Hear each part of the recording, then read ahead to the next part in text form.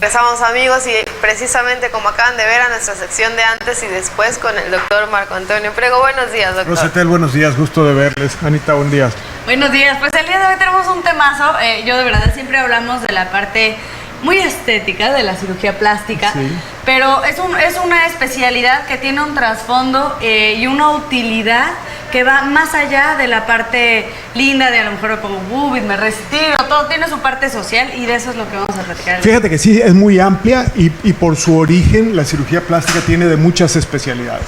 Entonces hacemos muchísimas cosas. Empezó como que al principio eran traumatólogos, urólogos, que se fueron juntando dermatólogos y ya evolucionó eso en la cirugía plástica. Entonces tiene de todo. Pero fíjate que básicamente cirugía plástica tiene que ver con cobertura cutánea, cómo lo recubres, ¿no? Okay. Si tienes un hueco, cómo lo tapas, cómo lo haces ver más bonito, cómo lo haces hacer más funcional en la parte superficial. Básicamente ese es el principio de la cirugía. Okay. Bueno, yo veía hace poquito casos impresionantes, no tenemos todas las imágenes en este momento. Vamos a hablar de uno muy común, digo, va desde labio leporino, quemados, reconstrucción de alguna parte de la cara, del cuerpo. Exacto, de la nariz, de la oreja, de la mandíbula. Dedos, manos, brazos, cirugía de manos, exacto, cirugía de brazos, de piernas también. Es muy amplia.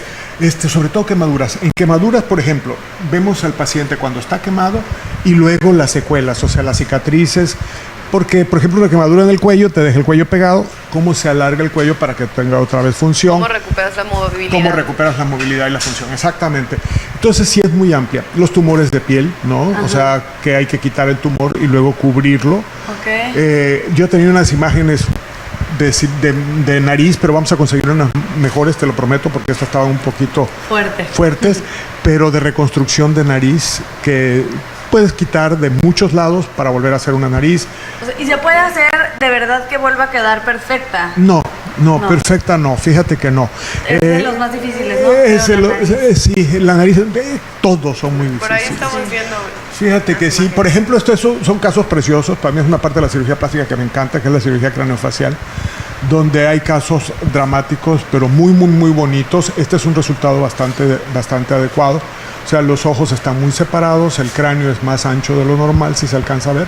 Entonces sacaron un pedazo, lo cierran y el resultado mejora mucho en muchas áreas. O sea, estos pacientes no nada más es el problema estético, tienen otro tipo de problemas funcionales también. Y realmente alguien por ahí explicaba mucho, un cirujano craneofacial conocido de aquí de México, que estos pacientes tenían inteligencia normal. Es obvio que sí, ¿no? Quiero decir, por ejemplo, hay casos muy severos y dan la sensación de que tuvieran retraso mental. Por supuesto que no, tienen inteligencia igual o superior al promedio. Claro, sí. Pero mucha gente lo discrimina porque de entrada da la... Y entonces la cirugía craneofacial en ese sentido es maravillosa, ¿no? Porque les devuelve la posibilidad de comunicarse normalmente con el resto del entorno. Claro, que no entres dentro de un grupo seccionado, claro. Que no se discrimine por ello, ¿no? Exacto. Y de entrada, porque a mí me tocó mucho, cuando platicas con un paciente, se lo presentas a alguien, lo empieza a tratar como si tuviera retraso mental, antes de hablar con ellos. O sea, desde el principio existe ese estigma, saberlo, ¿no? Sin tener la idea, exactamente, sí. Entonces ahí actúa la cirugía plástica, es muy bonito. Una parte preciosa de la cirugía plástica es la microcirugía, ¿no? O sea, puedes llevar, por ejemplo, un caso común que se hace, si te hace falta un dedo de la mano, bueno, puedes traer del pie y ponerlo en la mano. No es un resultado estético perfecto, pero se logra función, se logra una pinza, se logra... Sobre todo el dedo gordo, ¿no? Que dicen que es el más importante de toda la mano. Sí, exactamente, el más importante. Es ahora sí que el de la evolución. El de la evolución, exacto. Entonces, ahí puedes subirlo y eso te ayuda. O sea, hay muchas áreas, sobre todo en cirugía de mano, es muy amplia, muy bonita. Hay muchas áreas, un montón. Excelente. Te iba a preguntar una pregunta. Mira, la mano, yo había leído que era una de las cirugías más complicadas, ¿no? Eso de que te cortas, no sé, por aquí, te rebanas el dedo y una cirugía no es como que ahí nomás te pegan el dedo, ¿no? Sino que como tienes tantos tendones, tantos nervios, te puedes quedar engarrotada. Sí, ese es el gran problema de la cirugía de la mano. Fíjate que la cirugía de la mano, para mi gusto, independientemente de lo que piensen los cirujanos de mano, es tan compleja que no conozco muchos cirujanos de mano Ok, que le hay hagan una todo. subespecialidad en cuanto a cirugías de mano. Exacto, yo conozco cirujanos de mano excelentes en microcirugía de mano que son maravillosos, pero que son muy malos en otras áreas porque simplemente Claro. no las hacen. O sea, Claro. un cirujano que se dedica a pasar pies a la mano, dedos del pie a la mano, Ajá. no puede hacer todo lo demás porque no le alcanza el tiempo. Y conozco Claro. unos que lo hacen en una hora. Son maravillosos, son excelentes cirujanos, pero no hacen las otras partes. Por ejemplo, ese es un caso sencillo, le sobra un dedo, nada más le quitan el pedacito. Entonces sí es muy complicado y es muy complicado por eso. Si tú vas a reimplantar una mano, el problema es eso. Las cicatrices y la función, los tendones luego se cicatrizan y no te permiten. Y tiene una serie de dificultades, ¿no? Sí es muy complicada la cirugía de la mano y hay gente que la hace muy bien en algunas áreas, hay otra gente que la hace muy bien en otras áreas, pero realmente hay resultados impresionantes. Labio leporino, por ejemplo, ¿no? Ajá. Es otro de los temas muy importantes. Son niños que nacen ya con esto. Nacen con eso, Y sí. generalmente, pues bueno, ves a los niños que tienen ya la cicatriz aquí. Ajá, exacto. Creo que Joaquín Phoenix, un actor Sí, estadounidense, sí, también sí. tenía labio leporino. Exacto, Otro sí. que salió en la de Match Point, Sí. muy guapo, pero también con Sí, labio leporino. sí, así es. ¿Cuál es? Creo que hay un nuevo método, no sé, la verdad, solo leí por ahí. Ajá. Es que me meto hasta en lo que no me importa, ¿va? Está bien, hay que meterse en todo. Pero no entiendo realmente, porque ya ¿Cómo no se queda hace? la cicatriz. O sea, ya realmente vemos casos en donde se ve como si hubiera nacido, Bueno, nacen sin completamente labio normal. Sí. y se hace una reconstrucción que dices, este niño nació normal, pues. Sí, fíjate que han habido cirujanos plásticos excelentes en la historia de la cirugía de labio hendido, muy buenos, que han dejado esos resultados preciosos que tú estás diciendo. Y aún hoy hay unos que dejan unos resultados muy malos porque es muy artesanal poner un labio. Es una cirugía muy sencilla, técnicamente es muy sencilla, yo creo que de las más sencillas que hay. ¿A poco? Sin embargo, lo difícil es dejarlo muy bonito. ¿Por qué? Porque técnicamente lo único que haces es cortas y vuelves a pegar, punto, se acabó. Pero dependiendo de cómo cortes y vuelves a pegar, va a quedar Va a más quedar bonito o más resultado. feo. Y eso tiene mucho que ver, es muy personal, tiene mucho que ver con el cirujano. Sí, las técnicas han evolucionado, pero más bien han evolucionado en otras áreas. O sea, que el de labio hendido también le falta diente, también le falta... Encía. Exacto, encía, exacto. Entonces, eso hace una depresión que hace que el resultado no sea tan natural.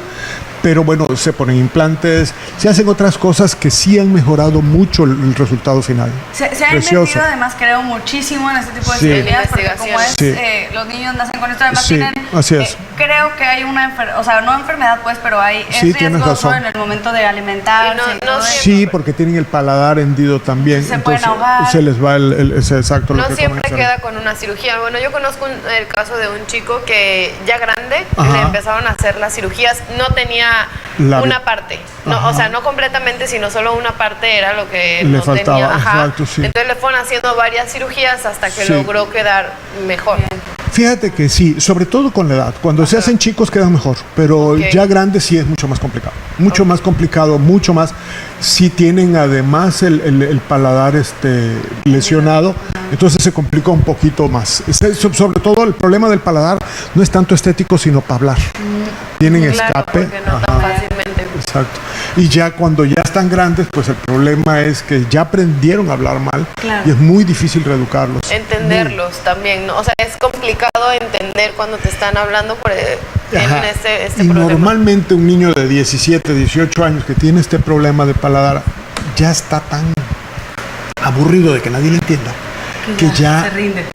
se rinde. Sí, ¿no? entran Sí. en depresiones y Sí, demás. entran depresiones y demás, entonces tú lo corriges. Yo he tenido pacientes muy motivados que los corriges ya a los 24 años y tratas de que articulen diferente y se rinden, es la palabra. Claro, ya te queda Es la maña difícil. también, Sí, ¿no? la O maña, sea, la maña y Pues quitarte la No maña. es maña, sino que así aprendieron. Pero Bueno, sí, también pasa exacto, es también, una por ejemplo, los educación. niños, yo me acuerdo, mi primo, por ejemplo, usó no sé cuántos años de su vida frenos Ajá. de caballo, ¿se acuerdan? Eso era una mentada de madre para otros niños Sí. adolescentes y con una correa que les jalaban de las orejas, Sí, ¿no? O sí, sea, sí. y terminó y le pusieron unos fierros para los dientes, dice que un ortodoncista muy picudo. Ajá. Y después le quedaron los dientes perfectos, preciosos, pero él ya hablaba así y ya no Sí, sonreía sí, porque sí. te quedas con la maña No que estaba te acostumbrado creas ya. que tienes que Exacto. esconder la boca, Y para Exacto, quitarlo, exacto. ahora un tema de estos sí está... Claro, es mucho más difícil. Es muy difícil, tienen que hacerlo muy consciente, entrenar mucho, es muy difícil, aun cuando ya no se les escape nada de aire, de todas maneras es difícil. Y yo creo que también lo más difícil es el cómo nosotros como sociedad los tratamos, nos referimos, ¿no? A ellos. Muchos sufren casos de que pues no les hablan, incluso en la escuela no se logran involucrar ni demás, y realmente ellos están perfecta psicológica y mentalmente, pero es cuestión de autoestima. Y fíjate, Rosetel, yo eso te lo voy a decir con mucho gusto, de cuando yo estudié la especialidad, o cuando yo empecé la especialidad, ahorita es impresionante cómo la sociedad en México ha cambiado. Impresionante. Antes estos niños daban vergüenza a la familia, de veras, estoy hablando hace muy poquito apenas. Sí, no tanto.